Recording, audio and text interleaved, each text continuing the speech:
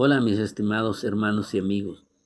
En la época en que Jesús andaba predicando, Él se juntó con personas que oían su palabra y le obedecían, y personas que al contrario rechazaban su mensaje y les molestaba, les incomodaba el mensaje de Jesús. Y esto era porque su vida no iba de acuerdo a lo que Jesús predicaba y enseñaba.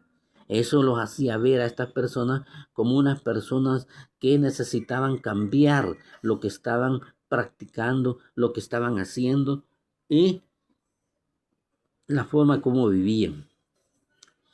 Fíjense de que en el libro de Mateo capítulo 23 dice la Biblia: entonces habló Jesús a la gente y a sus discípulos diciendo: en la cátedra de Moisés se sientan los escribas y los fariseos. Así que todo lo que os digan que guardáis, guardadlo y hacedlo, mas no hagáis conforme a sus obras, porque dicen y no hacen. Nos vamos a quedar aquí.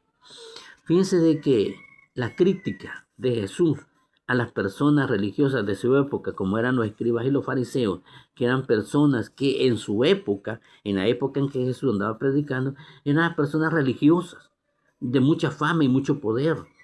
La religión estaba unida al sistema político, de tal manera que las personas religiosas, que en este caso eran los escribas y los fariseos, estas personas también, ellas manejaban el control del gobierno. Entonces era una asociación religiosa y política, y eso les daba cierto estatus de grandeza a estas personas, de tal manera que más adelante vemos que dice que a estas personas hasta les gustaba llegar y sentarse en los primeros asientos, es decir, ser como el espectáculo en una reunión. Ellos marcaban el ritmo de lo que debería de ser las reuniones y todo lo que venía acompañado pues con el manejo de lo que era la política y la religión en la época en que Jesús anduvo predicando. Ahora, Jesús les hace una crítica y Jesús les dice que todo lo que os digan que guardáis, guardadlo y hacerlo, mas no hagáis conforme a sus obras, porque dicen y no hacen. Aquí nos vamos a detener.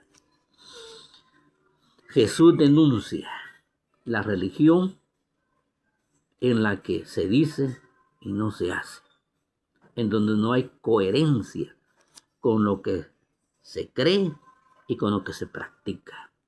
Esa es la crítica de Jesús. ¿Por qué? Porque, hermanos, sencillamente no tiene sentido que uno profese decir creer en Cristo y luego no lo demuestre. ¿Por qué?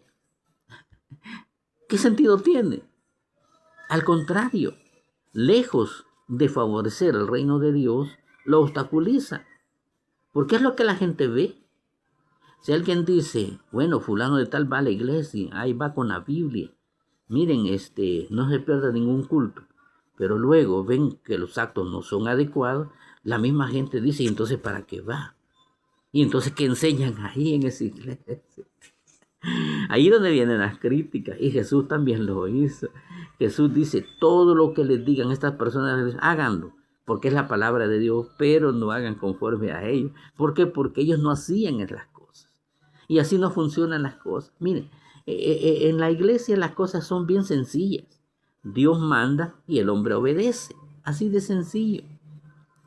A veces hay una tentación, y ojo, esto con nosotros los que vamos a la iglesia. A veces hay una tentación de nosotros los que ya tenemos cierto tiempo de estar en la congregación, en la iglesia, en el reino de Dios, de querer dirigir la vida de las demás personas pensando que nosotros sabemos más que ellos, pensando que tenemos más experiencia, que conocemos más o que somos mejores. Eso es orgullo. Y eso no debe de ser. No debemos de ver a los demás menores a nosotros mismos, aun cuando nosotros conozcamos mucha Biblia, muchos versículos de nuestra memoria, hayamos hecho muchas obras, muchas cosas. ¿Por qué? Porque al final es lo que Dios quiere. Dios no pide más que obedecer su palabra. Entonces es orgullo si nosotros comenzamos a ver a los demás inferiores a nosotros, cuando entendemos que todos al final venimos a Dios no por ser buenas personas. Nadie viene a la iglesia por buena persona. Todos venimos porque le fallamos a Dios y necesitamos del perdón y la misericordia de Dios. Necesitamos ser reconciliados con el Señor por todas las cosas malas que nosotros le hemos hecho a Dios y a nuestro prójimo. Ahora, el discurso de los escribas, los fariseos, era que hicieran las cosas de Dios, pero ellos se aprovechaban de la religión. Uno, se aprovechaban para sobresalir entre las demás personas. Ese es orgullo. Ellos querían tener cierta reputación y que se les respetara por eso. Estamos hablando de gloria humana, que va en contra de las cosas de Dios. Segundo, lo otro es que estas personas se aprovechaban de sus cargos para encontrar beneficios económicos. Y esto no es nuevo. Hay una gran tentación en todas las épocas del mundo y en todos los países. Hay una tentación de las personas que nos acercamos a Dios de aprovecharnos para convertir algo bueno de Dios, que es la fe en Cristo Jesús, de convertirla en un negocio económico. Y eso es una tentación de Satanás. Dice de que Jesús, él anduvo predicando el evangelio. Sin embargo, si usted lee la vida de Jesús y sus discípulos en la Biblia, se dará cuenta que ellos iban a algunos lugares en donde les daban donde quedarse, porque ellos no tenían ninguna posesión material. Ellos no vivían en palacios, ellos no viajaban con gran confort, al contrario, caminaban. Y en el camino hasta les daba hambre. En cierta ocasión hasta los criticaron porque estaban comiéndose las espigas de trigo del camino. Como quien dice, andar bajando mangos para nosotros en nuestro mundo tropical. ¿Va? Un palo de mango y empezar a garrotearlo para bajar mangos. Pues bien, así les tocaba a los discípulos. Dice que mujeres como María, Susana, etcétera, les ayudaban en sus menesteres. Dice la Biblia de que cuando llegaba a Betania iba a visitar a una familia de Lázaro, Marta y María, y ellos les servían como anfitriones cuando ellos pasaban por esos lugares. En otras palabras, eran personas necesitadas, económicamente hablando. Entonces es una tentación para nosotros hoy en día que si las personas que queremos seguir al Señor somos bondadosas, es una tentación de que esa bondad la podamos ocupar nosotros para beneficio y provecho. Esto no debe ser así. Es incorrecto delante de los ojos de Dios. Primero, no debemos de buscar el orgullo, la gloria humana, el ser el protagonistas, como que nosotros fuéramos más. Segundo, tampoco debemos de buscar los bienes materiales, como que la fe nos compensara a nosotros económicamente. No, hay una recompensa para nosotros los creyentes en Cristo Jesús y son las mansiones celestiales al lado del Señor. Pero cuando nos aprovechamos de la fe de los creyentes.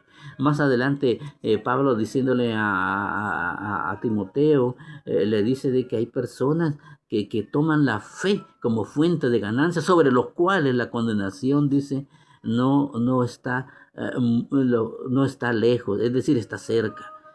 Esas personas van a ser condenadas porque Dios no quiere eso. Cristo nunca quiso eso. Cristo, siendo el Rey y Dios Todopoderoso, Él anduvo con mucha pobreza en este mundo. Hoy en día se ve hasta escandaloso que personas que predican dicen predicar el evangelio por televisión, por radio. Grandes ministerios andan en aviones privados, en jet, gastando con lujo, viviendo una vida de multimillonarios, teniendo propiedades, cuentas bancarias. Eso es escandaloso. Y a esas personas es a las que Pablo les dice que la condenación está muy cerca para ellos, porque no es el propósito de Dios eso. Miren, hay personas que dicen que Dios necesita dinero. Dios no necesita dinero. Dios no necesita de mi dinero. Ahora, ¿por qué nosotros ofrendamos el primer día de la semana? ¿Por qué lo hacemos? Sencillamente porque hay gastos que hay que suplir en iglesia.